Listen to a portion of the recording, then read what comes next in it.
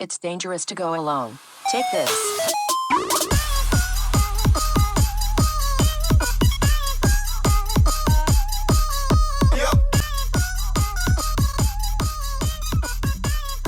And welcome to the realm of geekdom. This is Nerd Breaking News. Now we have a new king in LA, Luka Dončić. Is the pressure on for him to win now? We have our panels over here, the Eagle, the Kid, the Professor. But before we jump into that, make sure you go ahead and like, subscribe, and hit that bell so you don't miss any of our episodes. So let's go ahead and start it off right over here with the Eagle. The question is the pressure really rising for Luka to win? Oh man, I've been waiting for this. LeBron, thank you for leaving the Lakers. Because this is the pressing question. This is what I've been waiting for. Luka got traded to the Lakers and everybody was like, what? What's up? What's going on? What happened? Blame went all around the league. What's going on? Other teams asking, hey, why didn't I get a chance to trade for Luka? Listen, that was the plan all along. He would be traded to a great team, just like the Lakers. And that's what happened. And, Dallas got Flack, the kid Flack. That's all good. So let's get to the question. This is pressure rising. Man, thank you, LeBron, for leaving, because now we get to answer the question. Is he under pressure? I think he is. Luka has been in the league for a few years now. And it's always, no, the question about Luka has never been his talent. We know he's a great talent, probably one of the best players in NBA history. We can even say that today in terms of his talent, right? He can put up a lot of points, he gets a lot of boards, and he can assist the game. He has a really good vision, right? But can he put all of that together and translate it into winning? We know what he did with Dallas, right? Before he was traded to the Lakers. He got them to an NBA Finals. But he also had a team that was set up to make him successful. He had a lot of I think he had one or two centers that were athletic and they were catching lobs. He had a lot of 3-and-D guys. He had Kyrie Irving. Now we know what happened. They went to the finals. They just got destroyed and obliterated by the Celtics. And that left like a bad taste in my mouth. Like, what are we doing here, Luka? Are you the type of player that is going to be able to bring a championship to a team or not? And I just can't think, like, I just can't wait to compare him to the player that he's been playing with all these years. You compare him to the Greek Freak got a championship. You compare him to Jokic got a championship, right? You compare him even, I don't know, Kawhi Leonard when he was in Toronto. Hey, he did it. He did it all by himself. So now the question is, how much of the pressure is on Luka? The entire pressure. Luka is the superstar in the Lakers. He finally got what he wanted, which is basically have the team for himself. LeBron is gone, right? The fact that he now can have the offense for himself, right? Now, what do I expect for him? We know the situation with his weight. There's always a situation where he's not in shape when the season starts. If the Lakers want to have a winning season, it has to depend on Luka. And Luka has the pressure now to be fit and to lead this team. I'm just going to mention now a few of the players that have been signed this offseason, now that LeBron is gone and they didn't have to worry about the money for him. They obviously signed Austin Reeves. It was an express request from Luka. They signed it was a sign and trade for Walker Kessler, the center. They also added Quentin Grimes. They added Sandro Mumakulevich. I don't know who that guy is, but yeah, he's another big. They added Kevon Looney. That was a surprise. I was not expecting them to do that, but he's going to be coming off the bench. And they're working on trying to get Jonathan Kuminga from the Hawks. So if that happens, then we're talking about a competent team that fits exactly what Luka had back in Dallas. 3-and-D guys, two centers that are athletic and catch lobs. And a lot of players who are going to play defense are going to hide him, right? Hey, we're going to let you do your offense, and all of us are going to be doing what you can do, which is basically defense. Now, you can make the argument that this might be like a good situation for him because of what happened this year with the New York Knicks, right? We know everything about Jalen Brunson's lack of defense, right? But the fact that he's a really good offensive player, can we see the same thing happening with the Lakers this year, where it's all about, Luka, you do the offense, let us worry about the defense, right? I think it can happen, but at the end of the day, the pressure is on Luka. When you look at what he's done in this league so far, it's absolutely nothing. He got to an NBA Finals since he lost. If anything, you can compare him to Damian Lillard. Like, that's the highest thing that I can think of. They both went to, he went to an NBA Finals. Damian Lillard only went to a conference finals. But the point is, at the end of the day, when you were there, the lights were too bright and you couldn't do it. So the pressure is definitely on him.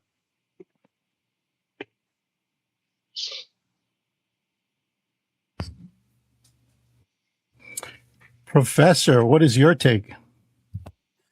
Well, I have been arguing against Luka Dončić for years, and I am so proud of you all for seeing the light. I think his career is doomed. I don't expect much. I think that him being in the Lakers is a stopgap. It's where he's at because he got traded there, but ultimately, when you're looking at the kind of personnel that he would need in order to be successful, they don't have it. To be blunt, when you're looking at what it takes to build around Luka Dončić, you essentially need two bigs and one really good perimeter defender.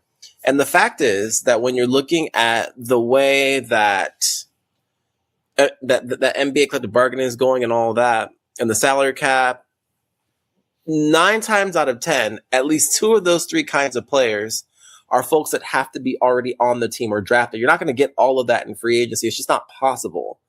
So when you're looking at where he would fit, he would need to fit into a team that already has that kind of a structure. Believe it or not, Philly probably would make a lot of sense. Like, he needs something. Cleveland, funny enough, the same teams you would put Bron on are the kind of teams that Luka needs to be on. He needs a fully built structure. When you're looking at his playing style and how his body holds up during a season, he's not on the timeline the Lakers need in order to acquire all the pieces for him to be successful.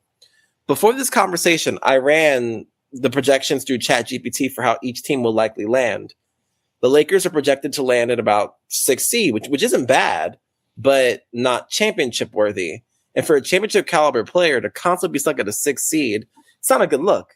And what seed were they last year? 3rd. Was it 3rd? Okay. So essentially LeBron leaves and they get worse. No, they were 4th because I think Denver was 3rd. Sounds right. So LeBron leaves and they get worse. He's going to remember that. And I think ultimately when you're looking at it, I don't think his tenure there is going to be anything positive. And it won't necessarily be because it's not because he's a bad guy or a bad player. It's just the way that he plays doesn't fit the kind of personnel that the team can bring in. Those are my thoughts. Kid. All right, I'm going to counter a few statements that the Eagles said. First of all, you missed Colin Sexton as well as part of the signing for the Lakers.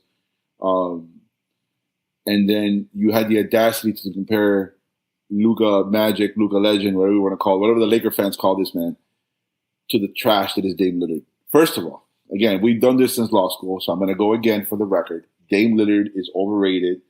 ONBA first team selections is 6-1. Luka has career per game numbers. Luka has more points, more rebounds, more assists. Luka has 2 less All-Star games than a guy who's played 6 more seasons. Like, you can't compare what Luka Dončić and Dame Lillard, 1 as talent and 2 as a career. You just can't. That's the first thing. That's a horrible comparison. Damian Lillard is not a 1A championship guy. He never has shown to be in 13 years of basketball. Oh, Luka is. Okay.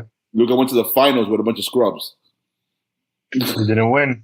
Okay, but but the LeBron sexuals do that to LeBron. We got to do that to Luka. Like, it is what it is. They love the 07 ring. They love the 07 championship that he loses and all that stuff. We got to give Luka that as well.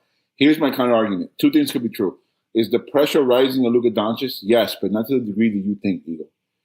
The last 8 NBA champions with the exception of the Golden State Warriors, right? After the Warriors back-to-back championship, from 2019 till now, has there been a repeat champion? No. Okay. So that means that Luka Dončić is one championship away from tying everybody the last 8 years. He's one away. If he wins it in the next 2-3 years, he could literally say, okay, I got the same as Jokic, the same as the Greek Freak, the same in the 8-year game plan, same as Jaylen Brown and SGA.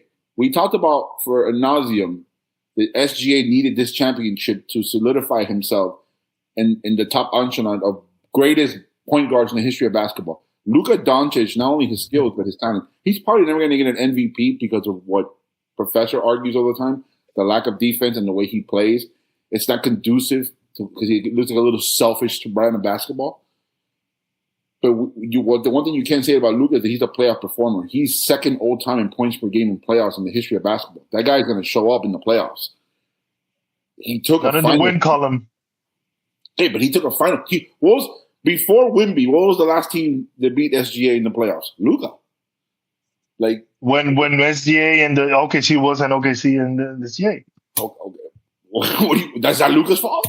How is that Luka's fault? Like you played the team that's on your bracket. It is what it is. When I had Kyrie Irving playing next to me, about the level that he was doing it. Okay, so would you rather have Kyrie Irving or that loaded OKC baby Thunder? Now OKC, obviously. But Okay, that's now. Okay, but at the time, it's not his fault that he played a year before they were supposed to be ballers OKC Thunder. It's not OKC's fault either. So. Okay, so Austin Reeves is his Robin. We all like Austin Reeves. But we all don't love Austin Reeves. AR-15 is really a third option, right? Let's be honest in basketball. He's really a third option. He plays no defense, but he's going to give you 20 points a game. That's cool. That shouldn't be your Robin. He doesn't have a real Robin like that to be compared as opposed to like the people behind him. You imagine if he had any resemblance of what SGA has, what Boston had a couple years ago with Porzingis and Drew Holiday and that loaded team. You want to get on somebody? Jason Tatum has been with a loaded team since 2018. Every single year, Jason Tatum was. Jamal Murray would be trash if it wasn't for one playoff run. Go look at the playoff run after 2022. Jamal Murray's numbers are trash.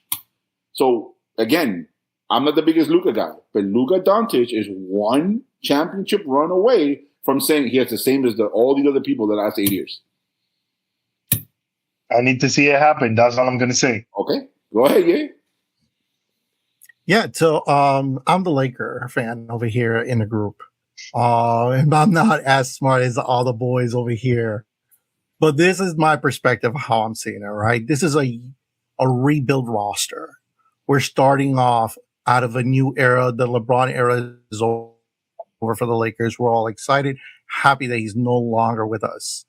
But we need to rebuild a team that fits the style of Luka. And one of the biggest things that this organization did was get a younger core. And not only that, to bring them long term. I don't think there's that big pressure just yet. Yes, the pressure of winning it and getting that title and tying up, yes, that pressure exists. But I don't think the pressure is coming from the fan base or the organization. I think the media is creating that kind of pressure for him because everyone wants to see the rings coming in.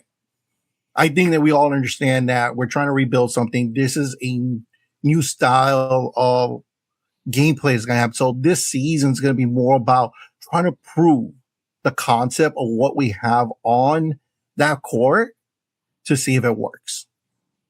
Now, if it doesn't work out, then we'll definitely see Luka leave.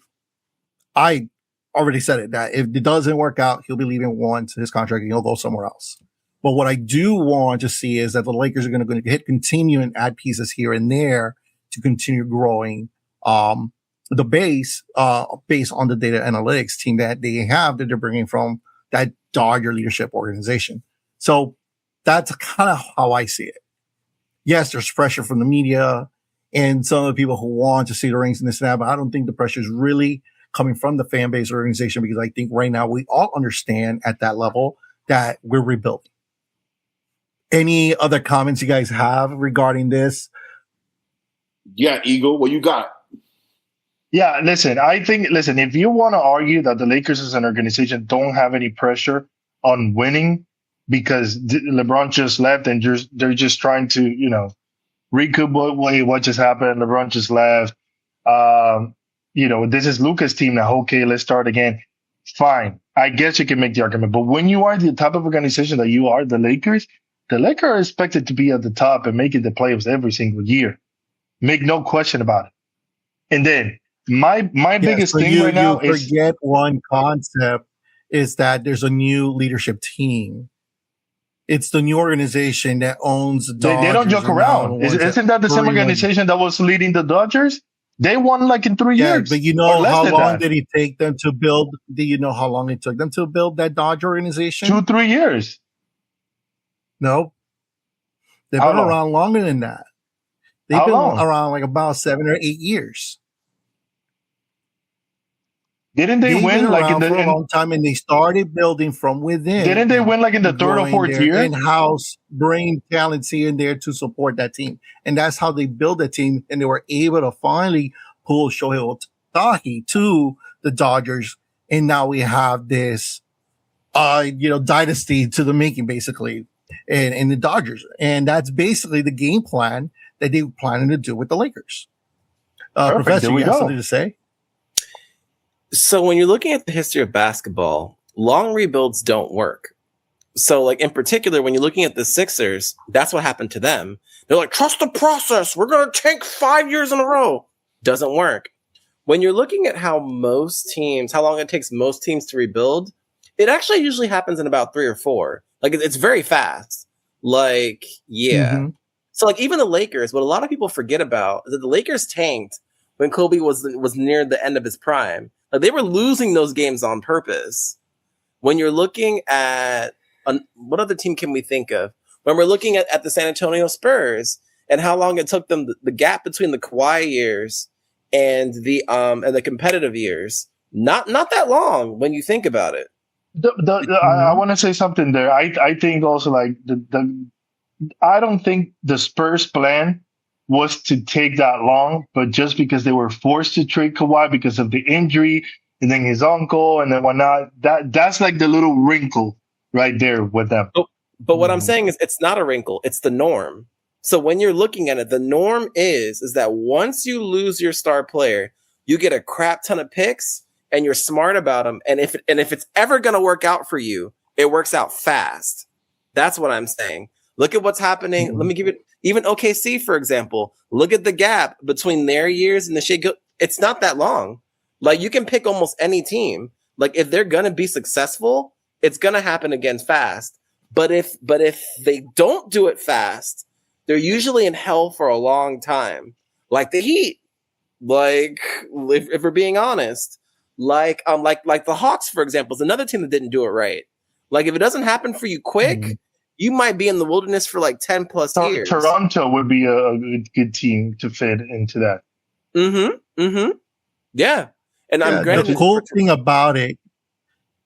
thing about this, though, is yes, it takes some time. But when it comes to data analytics, you get the data that you have and you can figure all that out. And you recognize that the data that you provided are things that they're probably looking at. And they know that it's not like baseball, and then you have a couple of years to go ahead and slowly build up and whatnot. It's different in the NBA, and they recognize that. I'm pretty sure they do as data analysts. This is a great conversation. Like I love where this is going. There's a fundamental difference between the data analytics in baseball and basketball. They are night and day. Almost anything about a baseball player can be measured. Basketball is not like that.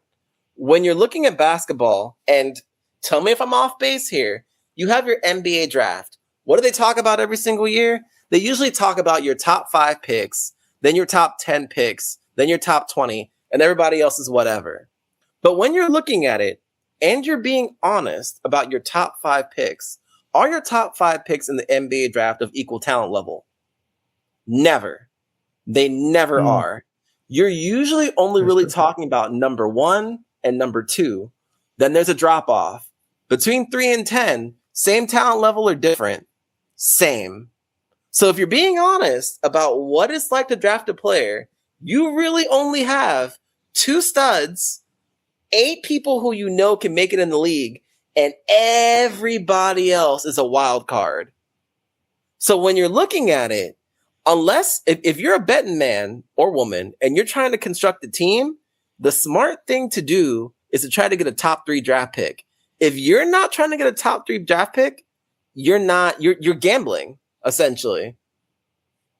That's why you see all these draft picks get traded all day long because they really don't care. What do we care about? Because they don't matter. When you see, the Lakers traded, for example, to your point, Professor and TK, like when they traded for Kessler, right? The Laker fan base was livid because it included multiple picks. So I think it was like 3 or 4 picks. But the counter argument to that is like, who cares about that high schooler? We care about winning now. Exactly. Because at the same time, when you're looking at that pick, unless that pick comes back as a top 1 or 2, it doesn't matter. It doesn't matter. Yeah. Baseball is completely different. Mm-hmm. Yeah. Mm-hmm. But we'll see, right? Yeah, but the thing is, again, like when it comes to data analytics, a data analyst is not stuck in one field. Like we could work multiple fields. It's just understanding what data you need to look at and what you need to compile in order to be able to analyze things. Right. Yeah, I mean, I, as a data analyst, could jump into healthcare and do data analytics there, as well as I could jump into baseball and run analytics there. It's just numbers. I'll give you a perfect example of who I'm talking about. Draymond Green. Do you know what position he was drafted at? Like, they wanted him to be a small forward. Yeah, but they wanted him to be a small forward. He was scoring in college. He was a completely different person in college. Absolutely. So when you're following those metrics, everyone's like, Draymond Green's going to be a great small forward for the Golden State Warriors. He came in basura. He was trash. And finally somebody said, you know what, Draymond? You can guard a center. And it changed everything. The numbers did not show that he was capable of doing that at all. It's something he didn't practice. And next thing you know, he went from being what we would consider to be a slightly oversized small forward to an undersized power forward. And there are no numbers. There were no numbers about that. You've got that. There are countless examples of players who, Tyler Hero, the numbers show that Tyler Hero should have been a point guard. The Heat spent so much energy trying to make him into a point guard. Is he a point guard? No. Devin Booker. The stat people said he's a point guard. I don't know who said that. Exactly. Because when you're looking at it, there's such a huge difference between how, and we all know this, how college basketball works with how the NBA works, that once you start considering pace of play, a lot of those metrics go right out the window. I'll give you the GOAT about, and I'll end it with this, the GOAT about that you can put matrix and analytics to. UCLA's Russell Westbrook. He averaged 13 points a game his sophomore year at UCLA, and Sam Presti said, I'm going to get this man in the top 5. Yep. And everybody was like, huh? He saw it beyond other limits. Mm-hmm. And he comes out there. Yeah. Nobody saw that coming. Nobody. Yeah, there you go. Sacramento Kings legend. Oh, my God. Oh, my God. It's dangerous to go alone. Take this. Yeah. But yeah, we'll see. We will. Yeah, so we'll see. Let's see what happens this upcoming season. Will it work out? Will it not? Let us know down in the comments below. And thank you for tuning in. Keep your fandom alive and your wardrobe engaged. Until next time, fellow nerds, this is Nerd Breaking News.